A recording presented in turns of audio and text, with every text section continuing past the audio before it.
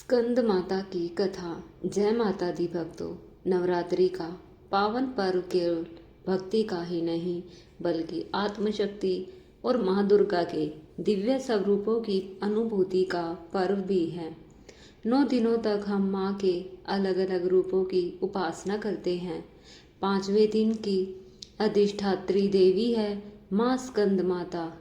आज हम उनकी विस्तृत और अद्भुत कथा सुनेंगे।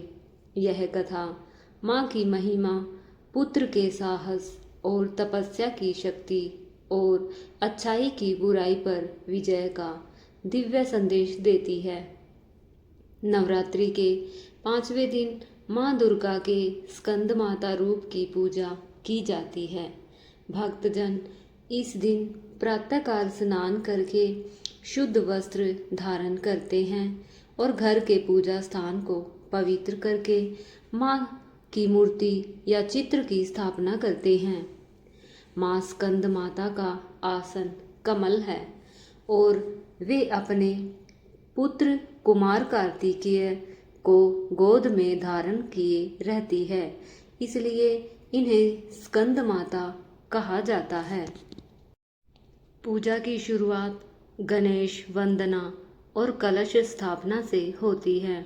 तत्पश्चात माँ स्कंद माता का ध्यान करते हुए गंगा जल, अक्षत, पुष्प, धूप, दीप, नैवेद्य और मिठाई अर्पित की जाती हैं।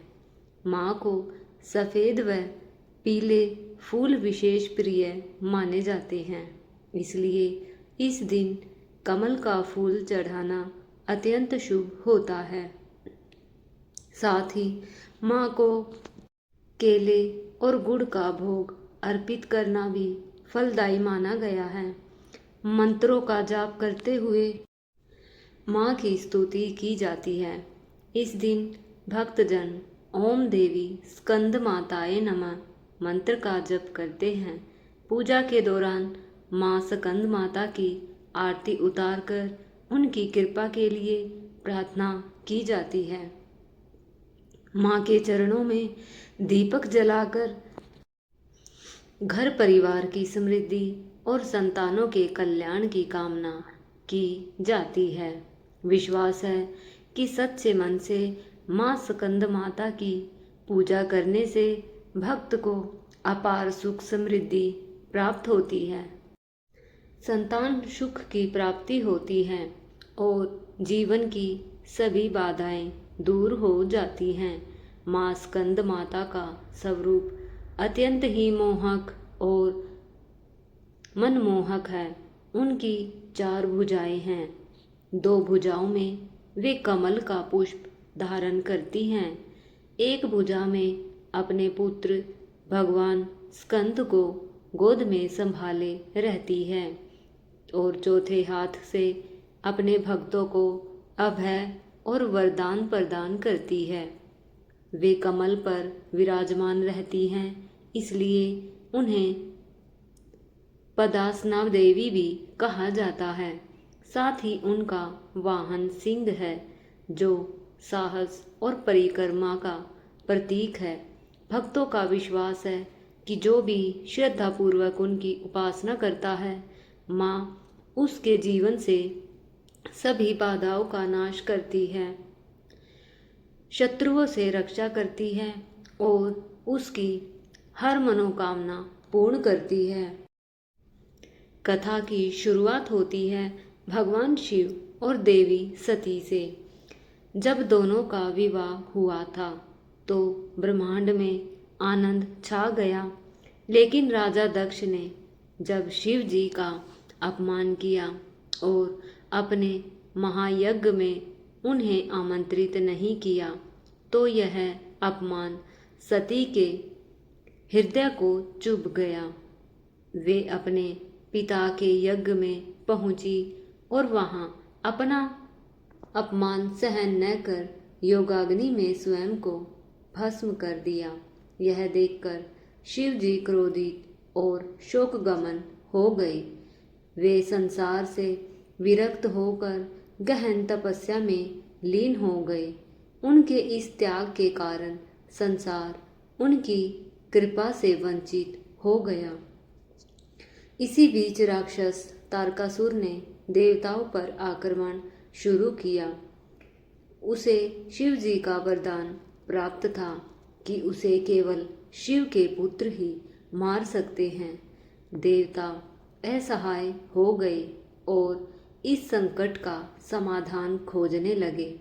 तब देवर्षि नारद माता पार्वती से मिले। उन्होंने पार्वती जी को उनके पिछले जन्म यानी देवी सती की याद दिलाई और बताया कि इस जन्म में उनका उद्देश्य शिव जी को प्राप्त करना और ऐसी संतान को जन्म देना है जो तारकासुर का वध करके देवताओं को मुक्त करेगी। माता पार्वती ने इस बात को गंभीरता से लिया और शिव जी को प्रसन्न करने के लिए कठिन तपस्या आरंभ की। उन्होंने अन्न और जल त्याग दिया। वर्षों तक केवल फल और पत्तों पर जीवित रही। समय बीतने के साथ उन्होंने केवल वायु और जल पर ही जीवित रहकर हजारों वर्षों तक तपस्या की। उनकी तपस्या इतनी कठोर थी कि स्वयं देवता भी आश्चर्यचकित रह गए। अंततः उनकी भक्ति और समर्पण से प्रसन्न होकर भगवान शिव प्रकट हुए और विवाह के लिए सहमत हो गए। विवाह के पश्चात शिव जी और पार्वती जी की ऊर्जा से एक उग्र और प्रचंड बीज उत्पन्न हुआ। यह बीज इतना उष्ण था कि अग्निदेव तक इसे धारण न कर सके। तब उन्होंने इसे गंगा जी को सौंप दिया।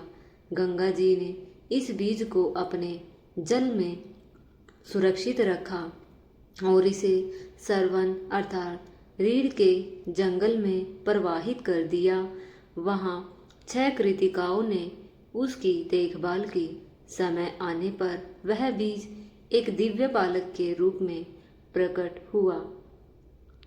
चूंकि उसका पालन कृतिकाओं ने किया, इसलिए उसका नाम पड़ा कार्तिकेय।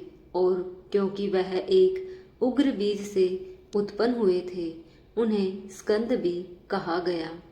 कार्तिकेय धीरे धीरे बड़े हुए और अद्भुत तेज, साहस और वीरता से युक्त देवसेना के सेनापति बने। देवताओं ने उन्हें दिव्य अस्त्र शस्त्र प्रदान किए। तत्पश्चात उन्होंने तारकासुर के विरुद्ध युद्ध का संचालन किया। यह युद्ध कई दिनों तक चलता रहा। आकाश गड़गड़ाहट से गूंज उठा, धरती कांप उठी और देवताओं व दैत्यों की सेनाओं में भीषण टकराव हुआ। अंततः भगवान स्कंद ने अपने पराक्रम से तारकासुर का वध किया और देवताओं को उनके अधिकार पुनः दिलाए। देवलोक में फिर से शांति और आनंद का वातावरण स्थापित हो गया। तभी से माता पार्वती को स्कंद माता के नाम से जाना जाने लगा। वे न केवल अपने पुत्र कार्तिकेय को गोद में धारण कर दिव्य मातृत्व का प्रतीक बनी, बल्कि भक्तों को आशीर्वाद देकर यह संदेश भी दिया कि माँ की शक्ति, तपस्या और त्याग से संसार की सबसे बड़ी बुराई भी परास्त हो सकती है। स्कंद माता की उपासना करने से भक्त के जीवन में सुख, शांति, समृद्धि और साहस का संचार होता है। इस प्रकार माँ स्कंद माता की यह कथा हमें केवल देवी की शक्ति ही नहीं दिखाती, बल्कि यह भी सिखाती है कि धैर्य, समर्पण और मातृत्व की शक्ति से असंभव भी संभव हो जाता है और बुराई पर सदा अच्छाई की विजय होती है। प्रिय भक्तों, आपने अभी सुनी माता स्कंद माता की कथा और पूजा का पावन महत्व। हमारी हर पूजा और हर प्रार्थना तभी सफल होती है जब हम अंत में विनम्र होकर माता से क्षमा याचना करते हैं, क्योंकि हम चाहे कितनी भी सावधानी बरते, अनजाने में हमसे त्रुटियां हो ही जाती है, लेकिन माता अपनी करुणामयी दृष्टि से उन सभी अपराधों को क्षमा कर देती है और अपने भक्तों पर सदा कृपा बरसाती है।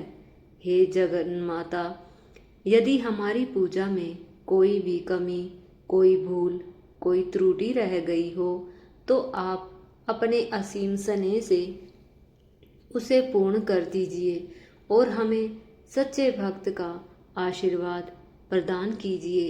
हम सब आपके चरणों में बार बार प्रणाम करते हैं। भक्तों, यही हमारी भक्ति की सच्चाई है। समर्पण और श्रद्धा।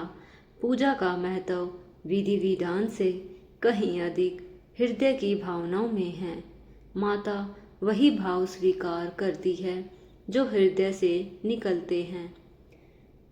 जय माता दी। इसी पावन कथा के साथ हम आज की प्रस्तुति को यहीं विराम देते हैं। अगली वीडियो में आप सुनेंगे माँ कात्यायनी की अद्भुत और प्रेरणादायक कथा।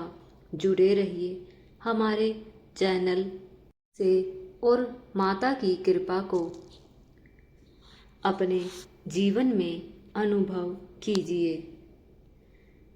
जय जगदम्बे, जय माता दी।